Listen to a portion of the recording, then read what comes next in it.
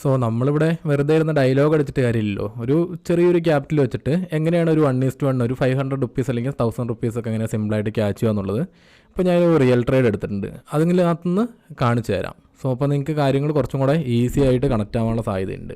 അതിൽ തന്നെ ഏകദേശം ഒരു ചെറിയൊരു ക്യാപിറ്റലാണ് എനിക്ക് ആവശ്യമായിട്ട് വന്നിട്ടുള്ളത്. അതുപോലെ തന്നെ ഏകദേശം ഒരു ട്രെൻഡ് ലൈനിൻ്റെ ബ്രേക്കൗട്ട് നോക്കിയിട്ട് തന്നെയാണ് ഒരു ട്രേഡ് എടുത്തേക്കുന്നത്. എൻ്റേതായ സ്ട്രാറ്റജി ഇതല്ലെങ്കിൽ ഞാനൊരു കാര്യങ്ങളൊന്നും വ്യക്തമാക്കാൻ വേണ്ടിയിട്ടാണ് ഈ ഒരു ട്രേഡ് എടുത്ത് കാണിക്കുന്നത്. ഇപ്പോൾ ഏകദേശം ചെറിയൊരു ലോസിലാണ്, കുഴപ്പമില്ല. നമുക്ക് ലോസ് കട്ട് ചെയ്തിട്ട് പ്രോഫിറ്റിലേക്ക് വരുമോ എന്ന് നോക്കാം. എന്തായാലും സ്ട്രാറ്റജിയിൽ ഒരു 10 ട്രേഡ് എടുത്തു കഴിഞ്ഞാൽ അതിൽ ലോസ് വരാനുള്ള സാധ്യത ഉണ്ടല്ലോ. അപ്പോൾ അതുപോലെ തന്നെ നോക്കാം.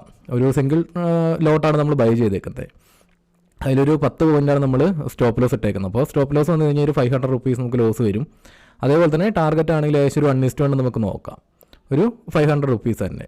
സോ അത്രയും സിമ്പിളായിട്ട് നിൽക്കും. ഇപ്പോൾ ട്രേഡ് എടുത്തു, നമുക്കിനി വേറെ നോക്കാനില്ല. ഒന്നെങ്കിൽ ടാർഗറ്റിലേക്ക് പോകുന്നത് നോക്കാം, അല്ലെങ്കിൽ സ്റ്റോപ്പ് ലോസ് വരുന്നത് നോക്കാം.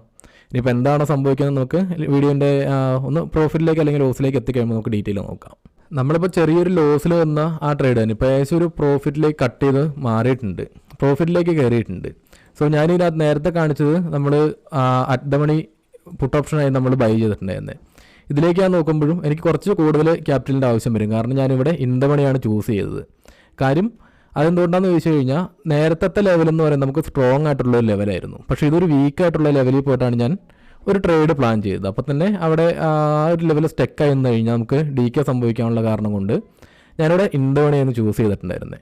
ഇപ്പോൾ ഏകദേശം പ്രോഫിറ്റിലേക്ക് കയറിയിട്ടുണ്ട്. നമുക്ക് നോക്കാം, വെയിറ്റ് ചെയ്ത് നോക്കാം. എന്തായാലും ഞാൻ ഈ ഒരു ട്രേഡ് ജസ്റ്റ് ഒന്ന് കാണിച്ചു തരാൻ വേണ്ടി എടുക്കുന്നതാണ്. അതിൽ തന്നെ നോക്കാം നമുക്ക് പ്രോഫിറ്റ് ആണോ എന്താണെന്നുള്ളത് നോക്കാം. പേഷ്യൻസോടെ വെയിറ്റ് ചെയ്തിരിക്കുക.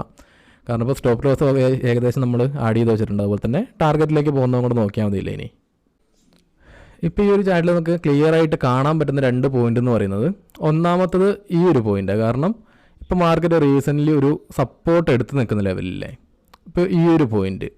സോ ഈ ഒരു പോയിന്റിൽ ചിലപ്പോൾ ഇങ്ങനെ ഒരു സപ്പോർട്ട് എടുത്തിട്ട് ഒന്ന് റിവേഴ്സ് ആവാനുള്ള ചാൻസ് ഉണ്ട്. കാരണം അവിടെ നിന്ന് പ്രീമിയം സ്റ്റെക്കായി എന്നാലും നമുക്ക് ലോസിലേക്ക് വരും. സോ ഈ ഒരു ലെവൽ ഇപ്പോൾ സ്ട്രോങ് ആയിട്ട് ബ്രേക്ക് ചെയ്യുകയാണെങ്കിൽ നമുക്ക് ഈ ഒറ്റ ഒരു ക്യാൻഡിൽ തന്നെ മതിയാവും. സ്ട്രോങ് ആയിട്ടുള്ള ബ്രേക്ക് ഔട്ട് ആണെങ്കിൽ നമുക്ക് ഈ ഒറ്റ ഒരു ക്യാൻഡിൽ തന്നെ നമുക്ക് ഏകദേശം നമ്മുടെ പ്രോഫിറ്റ് ബുക്ക് ചെയ്യാനായിട്ടും പറ്റും. കാര്യങ്ങൾ അത്രയും സിമ്പിളാണ്. ഇവിടെ നിന്ന് ഒന്ന് സ്റ്റെക്കായി നിൽക്കുകയാണെങ്കിൽ നമുക്ക് DK അല്ലെങ്കിൽ കുറച്ച് നേരം അവിടെ ആ റേഞ്ച് തന്നെ നിൽക്കുകയാണെങ്കിൽ നമുക്ക് ഏകദേശം വലിയൊരു മൊമെൻറ്റം കിട്ടാനുള്ള ചാൻസ് കുറവായിരിക്കും. സോ അവിടെ നിന്ന് റിവേഴ്സ് ആവാനുള്ള ചാൻസ് ഉണ്ട്. അതുപോലെ തന്നെ ഇപ്പോൾ ട്രെൻഡ് നമുക്ക് അനുകൂലമാണ്. അപ്പോൾ കുറച്ച് പേഷ്യൻസോടെ അല്ലെങ്കിൽ നല്ലൊരു മൊമെൻറ്റം ക്യാൻഡിലൂടെ കിട്ടിക്കഴിഞ്ഞാൽ നമുക്ക് അധികം നേരം ഹോൾഡ് ചെയ്യേണ്ടിയും വരില്ല. ഇപ്പോൾ തന്നെ ട്രേഡ് എടുത്തിട്ട് കുറച്ച് നേരമായിട്ടുള്ളൂ, നമുക്ക് ഏകദേശം ഒരു പ്രോഫിറ്റിൽ എത്തിയില്ലേ.